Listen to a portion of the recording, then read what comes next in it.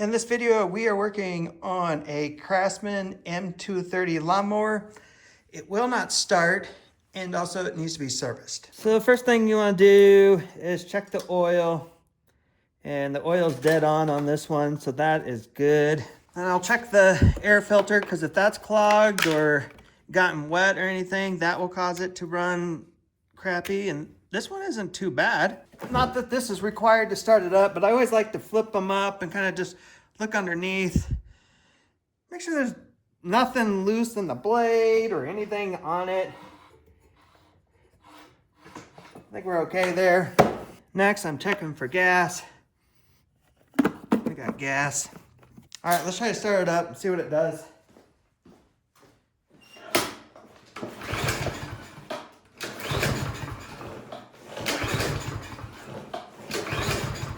All right, so it is not firing. So I got some starting fluid. I'm just gonna spray that in there because if it doesn't start with the starting fluid, then we got something going on with the spark plug. Or should I say spark. And we're gonna replace the spark plug part of the service.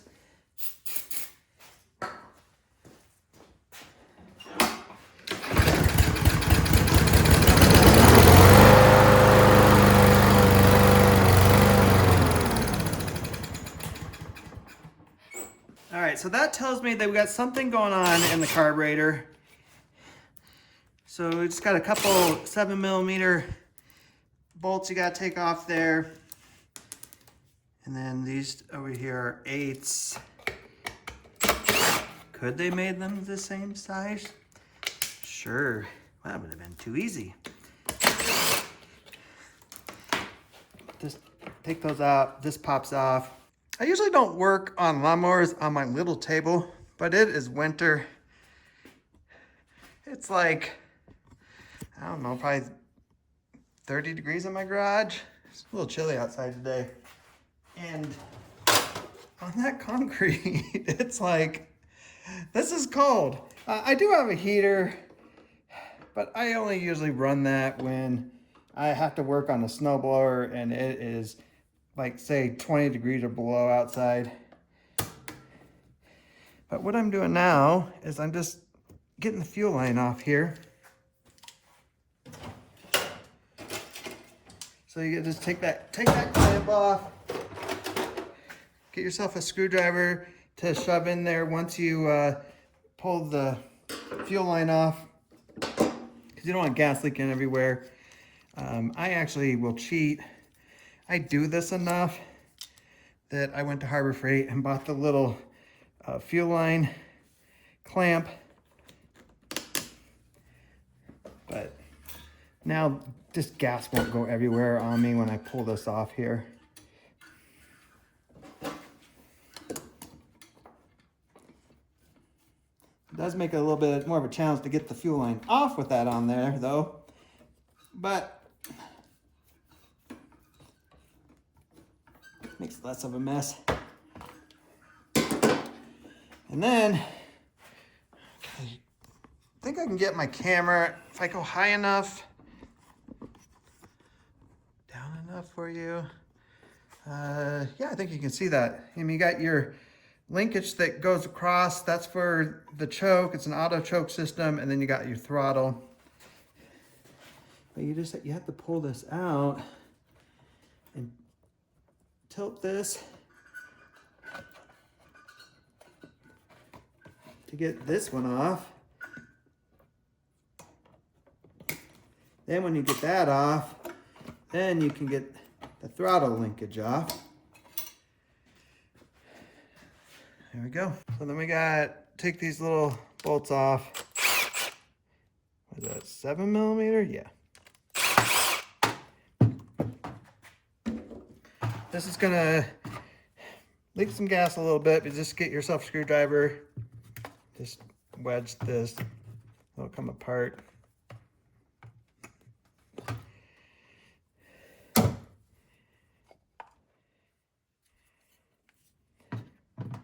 And usually what I find is this piece right here.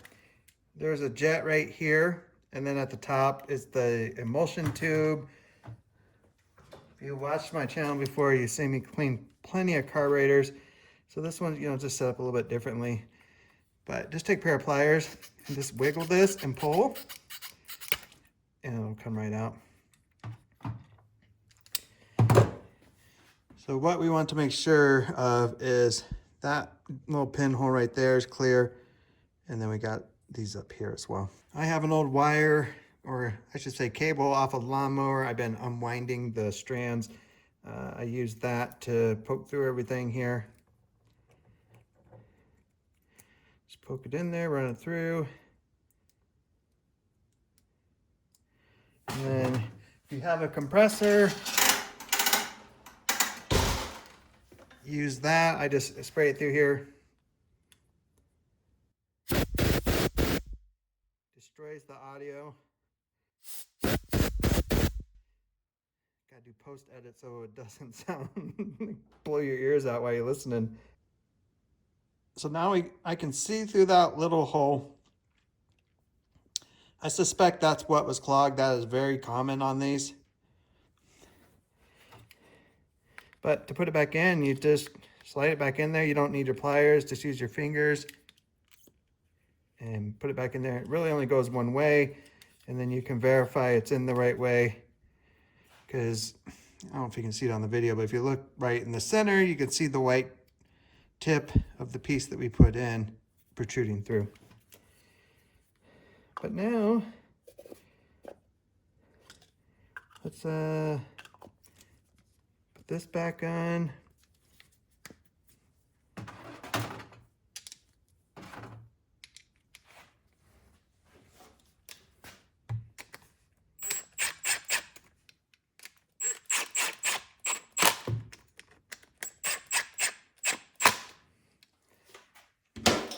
And then one thing to check for before you put this back on, make sure that this white ring is still on, because right behind it in here is an O-ring. Sometimes when you pop these off, they'll stay on the intake right here. And if it does, that's fine. Just pull it off here, install it here first before you put it back on. All right, so now we gotta fish the throttle back out of there. Where'd that go?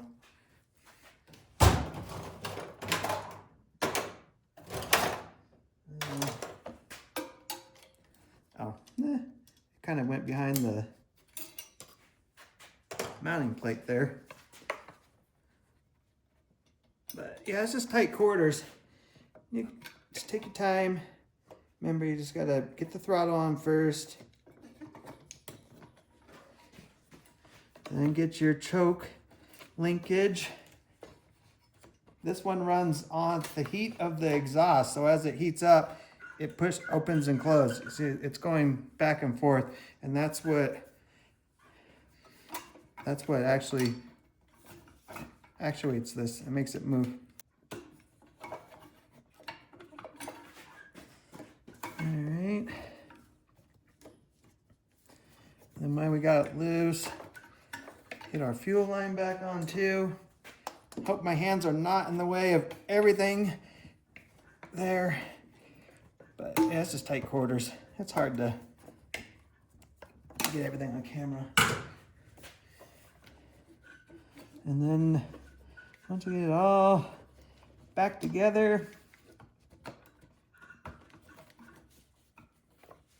it's got to push it back onto the intake here. Okay, so at this point, you have it back together enough that you can try to start it and see if that little bit of carb clean we just did fixes the issue. You don't need to remount the air filter and everything on there, because if we still have an issue, then we got to pull it all apart. So why do that? Let's just try to start it like this.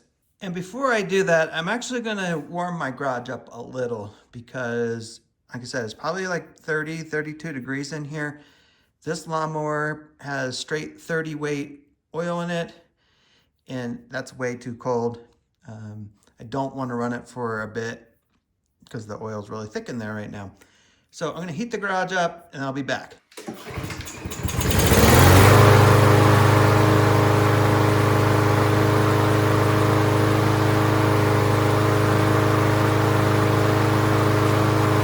Now that it's nice and warm, we'll change the oil. You just do that by tilting the machine over and just dumping it right into an oil pan.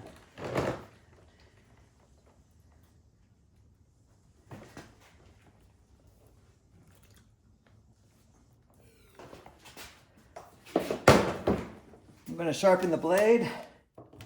Having a little impact wrench makes this so much easier.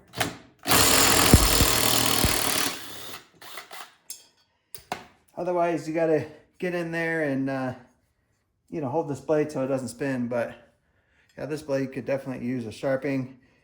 Man, I've been nailing rocks. I use a grinder. It's got a disc on there. If you don't have that, you can use a file. File will do the job as well.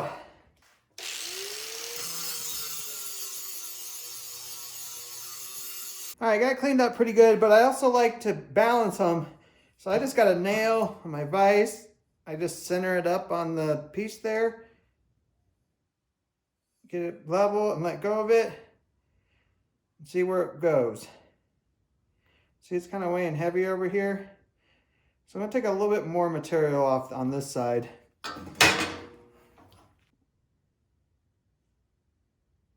So you can see in that last little clip there, it was just kind of just teetering back and forth just a little, but now it's not sagging to one end. Is sagging the right word? I don't know. Dropping, moving, swinging, whatever. It's balanced. All right, now we need to inspect the belt. This guy should pop off. Let's see, how does it want to pop off? That's the question. There's one of the tabs. Two of the tabs. There's those guys. I don't know if there's an easy way to do this. I always just kind of pry them up. They eventually loosen, come out.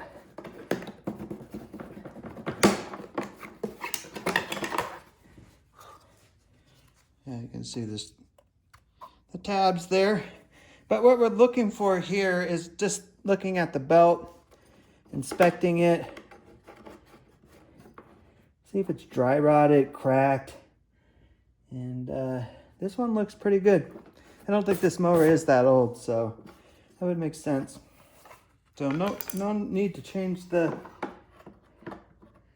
belt, so we'll just pop this back on. Okay, we're getting close to wrapping this up. Most of these little Briggs & Stratton motors take about 16 ounces of oil. I think it's like 15 to 18. So these little containers right here, it's got 16 fluid ounces. These are perfect, but check your manual first. Make sure how much oil goes in there. But we're going to add some oil. Almost the whole thing. I'll check it here. And while that oil is settling, I'm going to install the air breather housing for the carburetor. Need to get that back together.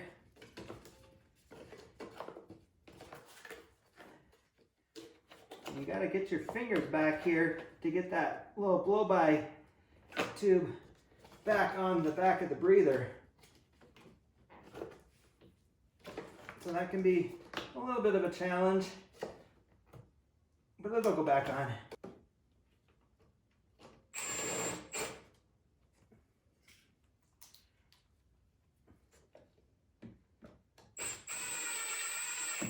You notice I'm back on the floor.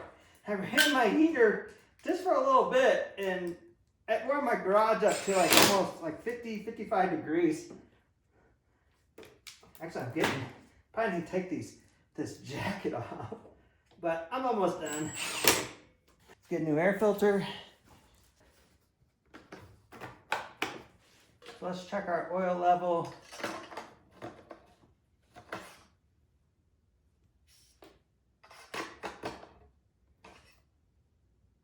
barely on the stick. And yep, so I think in this 16 ounces is exactly what it needs. All right, and part of the service is changing out the spark plug as well. Be careful not to cut yourself on that little heat shield. I know from experience, I've caught my finger right on the edge and just, almost like a paper cut. It hurt.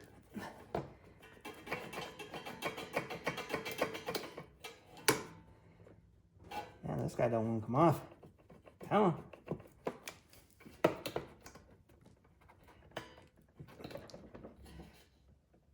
Ah, there it goes. Man, that boot was on there good. Nothing was getting down on that. It's got a 5/8 spark plug socket on here. So it looks like it's been ran, but it looks good. And when you put your new spark plug in, start it by hand like this. You do not want to cross thread in there. Then you can take your ratchet, snug it.